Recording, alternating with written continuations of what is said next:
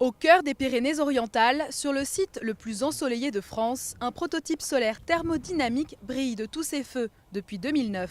Jérémy Delator, ingénieur R&D chez Solar Euromed, utilise le système des miroirs de Fresnel. On a 12 lignes de miroirs qui sont mises en rotation tout au long de la journée afin de garantir que les rayons du soleil soient réfléchis au-dessus des miroirs sur un tube absorbeur. À l'intérieur du tube circule de l'eau et en fait l'intérêt c'est de chauffer de l'eau pour produire de la vapeur. La vapeur sous haute pression est convertie en électricité à l'aide d'une turbine. Une autre application industrielle, la désalinisation de l'eau de mer. On va produire une vapeur qui va actionner un mécanisme qui va permettre en fait de retirer le sel de l'eau. Avant, on utilisait une chaudière à fioul et là aujourd'hui c'est la chaudière thermodynamique qu'on utilise. Une idée lumineuse pour les pays pauvres en ressources énergétiques.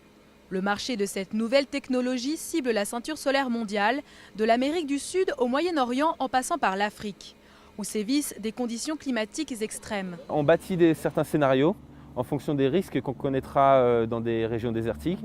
En simulant sur les ordinateurs des vitesses de vent ou des tempêtes de sable, on arrive à simuler la défocalisation du champ Fresnel pour protéger l'installation et permettre qu'elle dure de nombreuses années. À partir de ce démonstrateur, une centrale commerciale de 12 MW verra le jour en Corse l'année prochaine.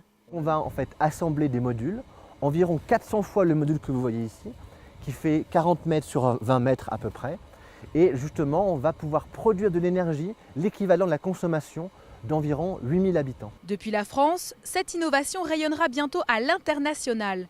Une centrale de 20 modules sera mise en service en Jordanie à l'horizon 2014.